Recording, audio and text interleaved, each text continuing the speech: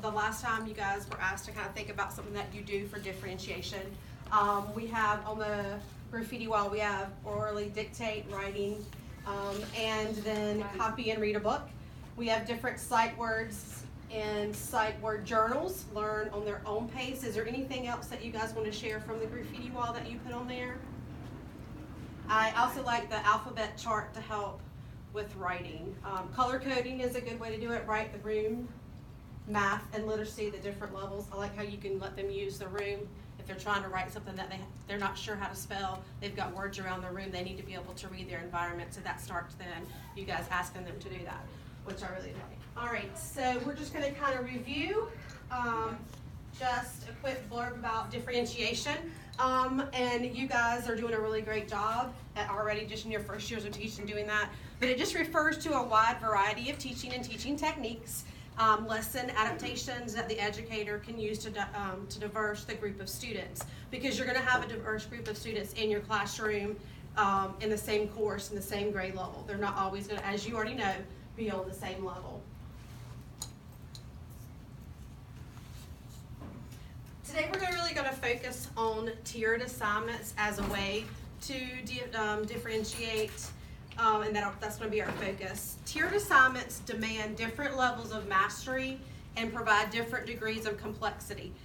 You're going to start with a main standard. We're going to look at that later on today when you guys get a little bit of planning time.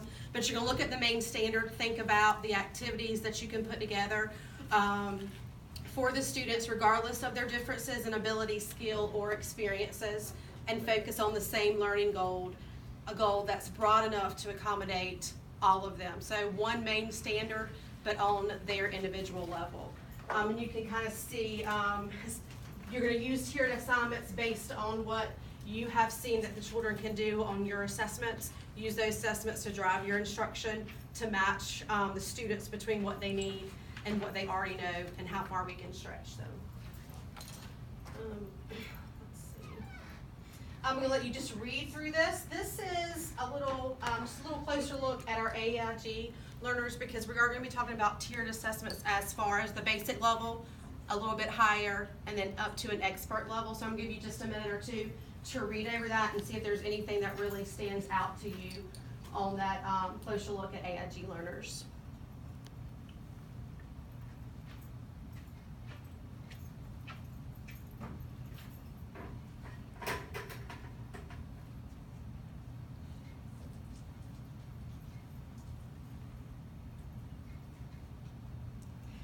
Is there anything that kind of sticks out to you at all from that list? Number 3, advanced comprehension and understanding of facts. Like I can ask some of my high students, just a simple fact, what's 2 plus 2? And they can say, well, that's like 2 groups of 2. Right. They can give you details of their understanding. Absolutely, and that really goes and ties to number 5, their advanced vocabulary. They're all ready to apply it to other situations, and they have that vocabulary behind that. Any other ones that maybe stick out to you?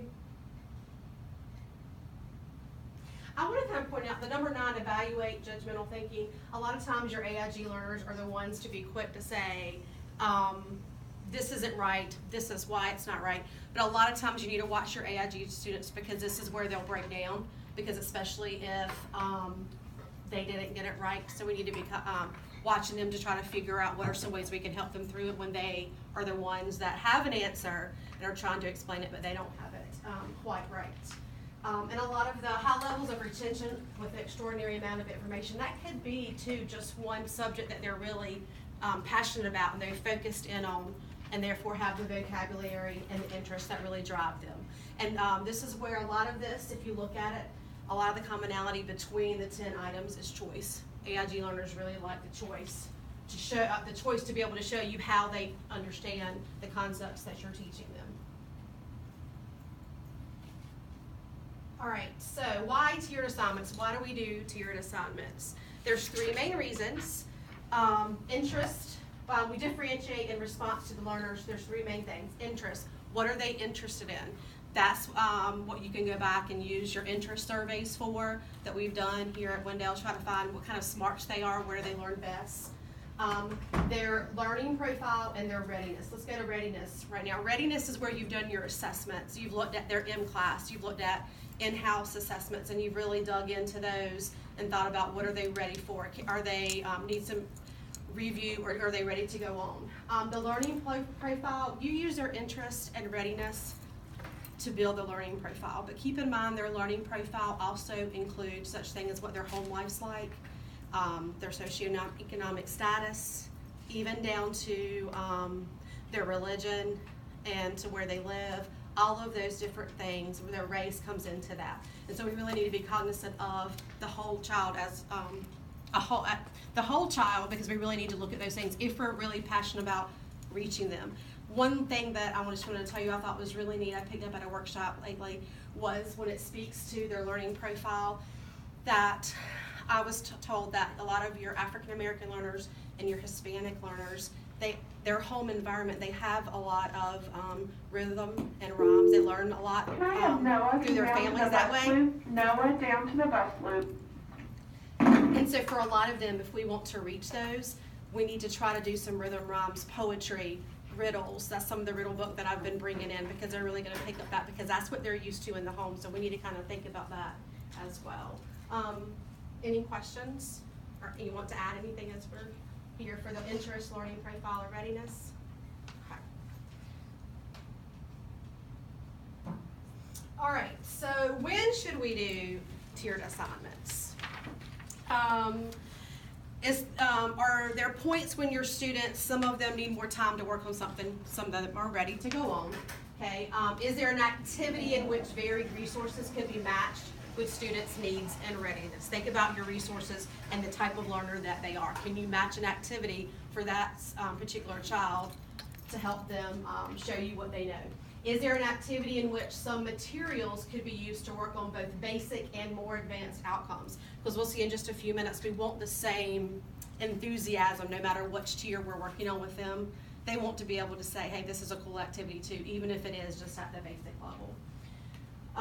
Number 4, is there an activity in which students can benefit from working on the same outcome, but in different kinds of work? Again, going back to your AIG learners, give them the point that you want them to get to. Let them talk and discuss how do they want to get there. Is there an activity that could result in more than one way for students to show what they've learned? And that is when you can do tiered assignments. Okay, how tiered assignments. This is just a really good, I thought, graphic for me because I'm very visual. And the tiered assignments, a lot, just from the basic level to advanced and the pro level. The routines, you guys have the PowerPoint. So the routines is just a quick 2 or 3 minute video. I'm gonna let you guys kind of watch that on your own. But what it's really talking about is the importance of routines, especially if you're in K1. It may seem like you're taking a really long time to go through the expectations for each rotation or listening center or writing center, but that time's going to pay off in the end if you really are clear with your expectations. And all kids, no matter what tier they're working on, need to have a clear expectation. I found that it's also good to go back to your routines. If, like after a long holiday, go back and review those, or especially if you're introducing something new in a center, go back and have them understand, make sure they understand the expectations and the outcome you want to get from that center. There is a video that I want us to look at. It's working together, and in the video, they're talking about how to use tiered assignments, the value of differentiation. So I am going to let us spend a few minutes watching that video. Let me just make sure my volume is up. Oh, is it plugged in? If it's plugged in, yeah, you actually want to turn down. Do I do? Yes.